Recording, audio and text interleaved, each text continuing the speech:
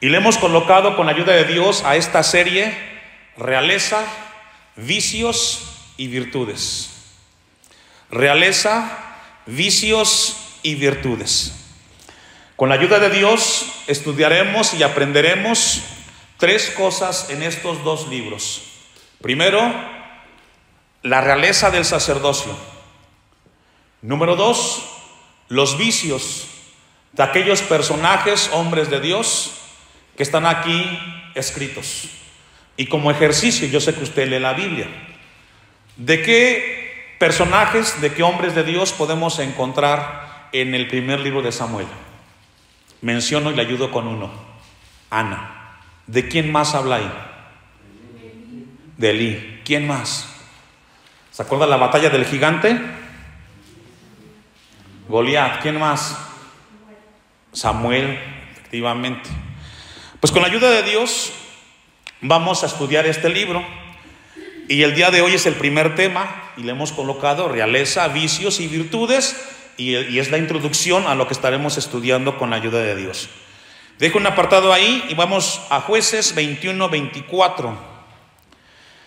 Este libro de Samuel, fíjese, interesante, estudiando estos libros, tanto el primero como el segundo, como los de Reyes, primer libro de Reyes y el segundo Reyes, este libro de Reyes, fueron también escritos en partes por Samuel. En Jueces capítulo 21-24, ¿por qué me voy allá? ¿Por qué vamos hacia allá? Porque el libro que está antes del libro de Samuel es el libro de Ana, donde nos habla de Ruth. Pero entre Jueces y Ruth hablamos como 450 años. El pueblo vivía una vida muy alejada de Dios.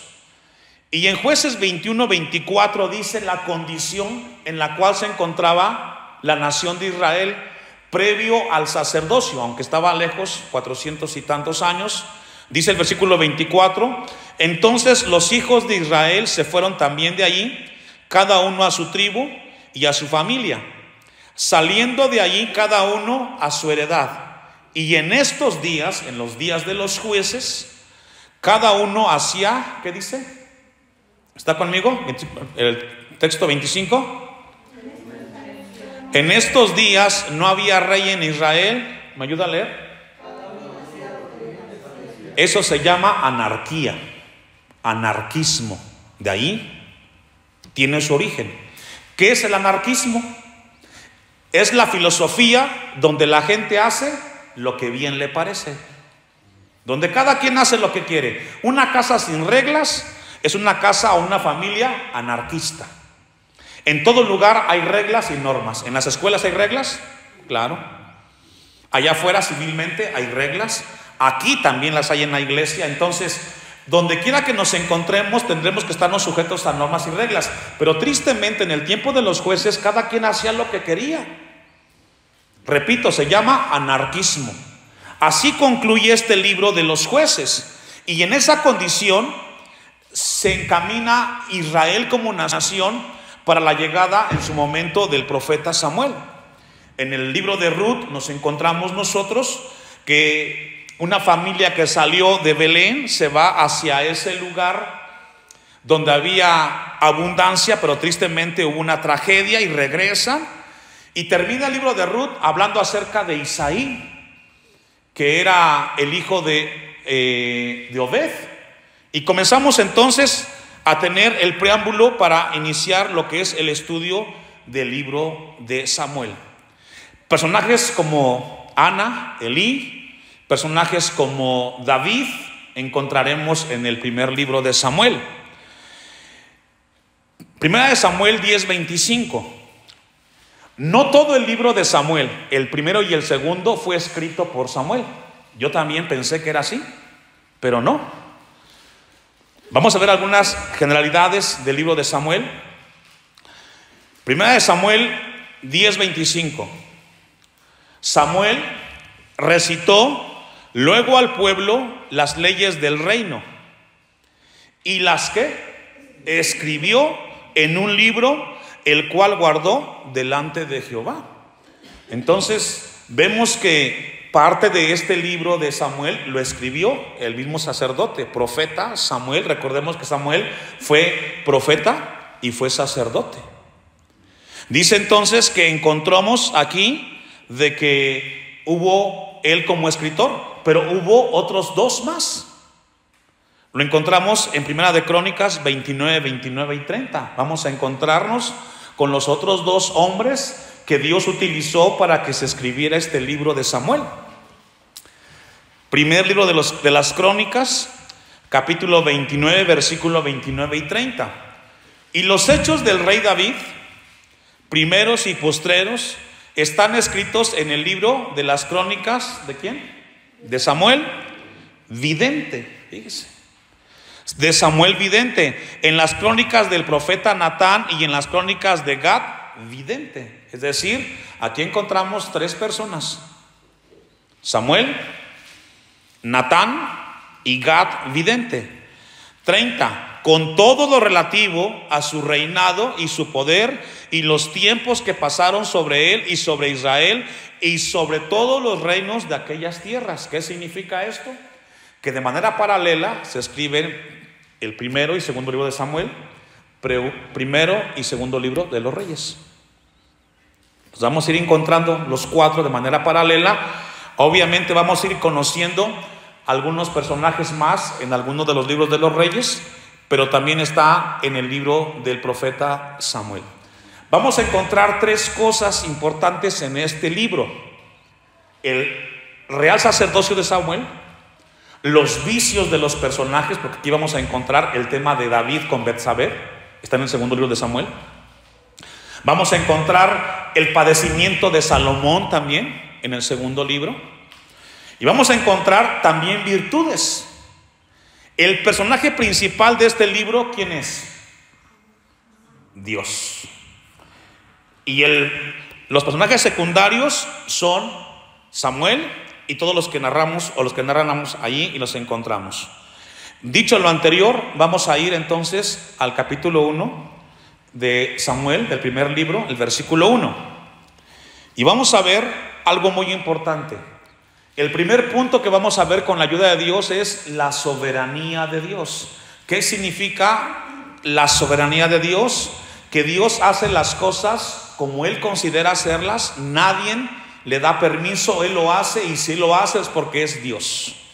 Dice el versículo 1: hubo un varón de Ramataim, de Sofim, del monte Efraín, que se llamaba Elcana, hijo de Jeroam, hijo de Eliú, hijo de Toú, hijo de Suf, efreteo, y tenía él dos mujeres.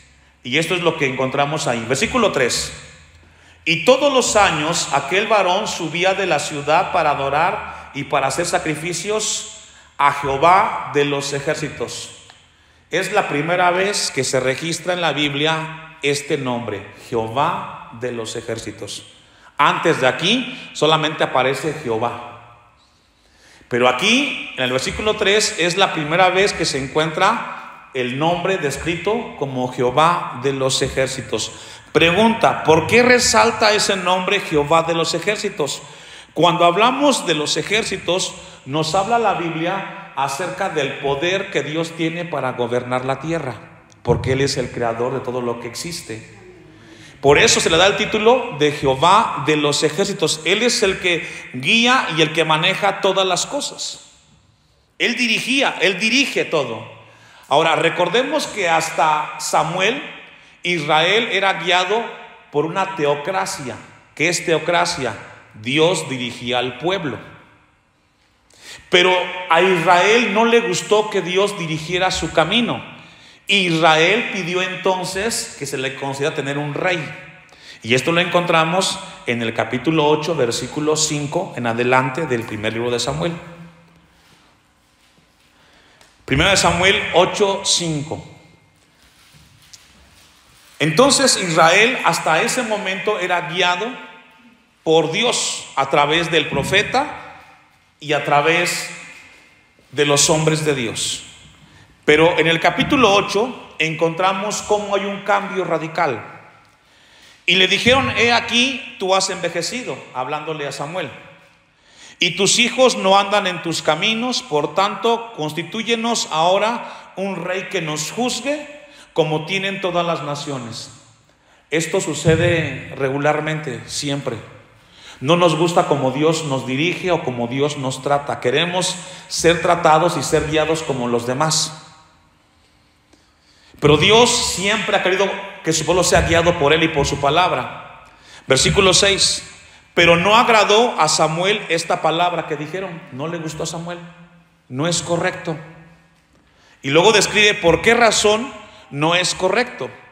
Y Samuel, pero no agradó a Samuel esta palabra que dijeron: danos un rey que nos juzgue. Y Samuel, ¿qué hizo? Oró a Jehová. Y dijo Jehová a Samuel: oye la voz del pueblo en todo lo que te digan, porque no te han desechado a ti, sino a mí me han desechado. Demandar y exigirle a Samuel que les diera un rey era desechar al Creador. Y esto tristemente sucede hasta el día de hoy, hermanos. No nos gusta a veces que Dios nos gobierne a través de su palabra. Queremos la instrucción y el consejo de alguien más y rehusamos el consejo de Dios. Esto le pasó a Israel. Y aquí entra la frase que siempre yo les he dicho a ustedes: el pueblo que no aprende de su historia está condenado a repetirla. Si no aprendemos nosotros de la historia en la Biblia, vamos a cometer los mismos errores que cometieron los hombres en el pasado. Versículo 7, el 8. Conforme a todas las obras que han hecho desde el día que los saqué de Egipto hasta hoy, dejándome a mí y sirviendo a dioses ajenos, así hacen también contigo. Ahora pues, oye su voz, mas protesta solemnemente contra ellos, y muéstrales cómo les traerá el rey que reinará sobre ellos. Es decir, los previene. Dios les dice: ustedes quieren esto, vendrán estas consecuencias si ustedes están demandando esto. Y viene la alerta de parte de Dios. Y dice el versículo 10: y refirió Samuel todas las palabras de Jehová al pueblo que le había pedido rey.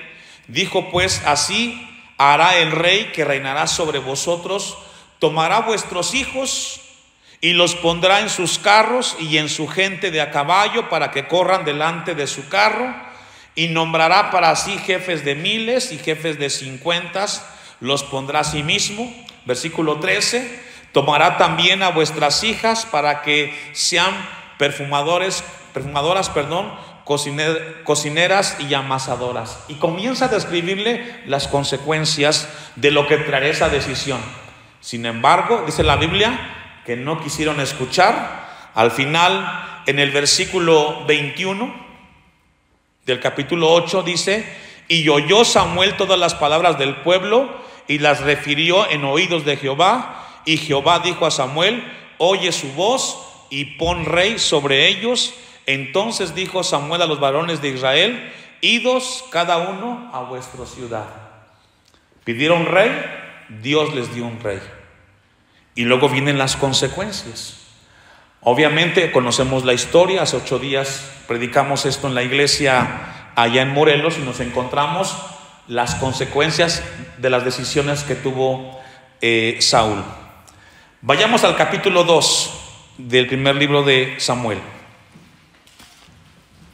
Y vamos a ver algo extraordinario de la soberanía de Dios. Aparece como el cántico de Ana, pero es más bien la oración de Ana. Mire cómo describe aquí la soberanía de Dios Ana en esta oración. Y Ana oró y dijo: mi corazón se regocija en Jehová, mi poder se exalta en Jehová, mi boca se ensanchó sobre mis enemigos, por cuanto me alegré en su salvación. No hay santo como Jehová, porque no hay ninguno fuera de ti, y no hay refugio como el Dios nuestro. Versículo 6, fíjese. Jehová, ¿qué? Mata y él da vida. Él hace descender al Seol y hace subir. Esto es lo que Dios puede hacer. Y es soberano. Dios dice cuándo van a terminar nuestros días. Dios determina la vida del hombre en esta tierra. Y esto es lo que habla el libro de Samuel. la soberanía de Dios por encima de la voluntad del hombre. Dios da la vida y Dios la quita. Versículo 7. Jehová empobrece y Él enriquece, abate y enaltece. ¿Por qué dice esto Ana en su oración? ¿Sabe por qué? Porque Dios determina la vida de cada uno de nosotros. Cuando nos llega una aflicción, cuando nos llega un dolor, también Dios, en su soberanía, permitió que esto pasara. No es su voluntad que suframos, pero muchas veces las decisiones fuera de la voluntad de Dios nos lleva a momentos de sufrimiento. Versículo 8. Él levanta del polvo al pobre y del muladar exalta al menesteroso, para hacerle sentarse con príncipes y heredar un sitio de honor, porque de Jehová son las columnas de la tierra y Él afirmó sobre ellas el mundo. Esto nos habla de la soberanía de Dios. Algo también que encontramos en el primer libro de Samuel, que es muy fuerte y es muy estremecedor, es lo que nos habla la Biblia en el capítulo que sigue, y que es el capítulo 3. Vamos un poquito adelante, versículo 1 y capítulo 3, versículo 1 en adelante. Y aquí encontramos el llamamiento de Samuel. Dios llama a Samuel porque desechó ¿a quién? A Elí. Y aquí encontramos algo muy importante de parte de Dios. Versículo 1 del capítulo 3. El joven Samuel ministraba a Jehová en presencia de Elí, y la palabra de Jehová escaseaba en aquellos días. No había visión con frecuencia. Es triste cuando en un lugar no hay palabra de Dios. Es triste cuando en una iglesia no hay un pastor. Siempre se requiere la visión de parte de Dios a través del hombre que Él levante para ser guiado el pueblo. Dice que en el tiempo de Samuel, en el tiempo en el cual aparece este libro, había una decadencia y había escasez de la palabra de Dios, por obvias razones. Versículo 2. Y aconteció un día que estando Elí acostado en su aposento, cuando sus ojos comenzaban a oscurecerse y estaba envejeciendo, de modo que no podía ver, Samuel estaba durmiendo en el templo de Jehová, donde estaba el arca de Dios, y antes que la lámpara de Dios fuese apagada, hablando de Elí como sacerdote, antes de que acabara él su obra como sacerdote, Dios preparaba a Samuel. En algún tiempo como pastor yo sentí la carga con la iglesia. ¿Qué va a ser de esta iglesia el día que yo ya no esté como pastor? ¿Quién estará aquí? ¿Quién predicará? ¿Quién vendrá los martes aquí a Timilpan a predicar la palabra? Para mí era una carga muy pesada. Pero cuando yo leo esto, yo sé que Dios tendrá a alguien que esté aquí. Quizás no es el que yo deseara, pero Dios levantará un hombre para que en su casa siempre haya palabra de Dios. Y tenemos que orar por ello. Dios entonces preparaba a Samuel. La lámpara de Dios fuese apagada, es decir, se terminara el tiempo de ministrar de Elí. Y luego dice el texto 4, Jehová llamó a Samuel y él respondió, ¿cómo? Y es lo que tiene que hacer todo hombre de Dios, decirle a Dios, aquí está mi vida. Y comenzó entonces Dios a preparar el sucesor de Elí, y sería Samuel en ese momento. Capítulo 4. Después de la sucesión de Elí, encontramos un evento muy impactante, y es que los filisteos capturan el arca del pacto. El arca del pacto en la Biblia representaba la presencia de Dios. A donde iba el arca del pacto, se entendía que Dios estaba ahí. Pero era tanta la decadencia de Israel como pueblo que se convirtió como en un amuleto. Pensaban que el arca del pacto les daría las victorias con el simple hecho de que estuviera ahí. Y esto nos enseña algo a nosotros. Dios no es un amuleto. Dios es un Dios que nos guarda y que nos cuide y que nos cuida. Dice el versículo 1 del capítulo 4. Y Samuel habló a todo Israel. Por aquel tiempo salió Israel a encontrar en batalla a los filisteos. y acampó junto a Ebenezer, y los filisteos acamparon en Afec. Y los filisteos presentaron la batalla a Israel, y trabándose el combate, Israel fue, ¿qué fue? Vencido delante de los filisteos, los cuales hirieron en la batalla en el campo como a 4,000 hombres. Ni el arca del pacto les ayudó a ellos para esa batalla. ¿Qué significa, hermanos? La vida cristiana es de caminar con Dios. No por recitar un texto las cosas se solucionan. Tenemos que caminar siempre cerca del Señor para que su palabra sea la que nos sostenga y sea la que nos fortalezca constantemente.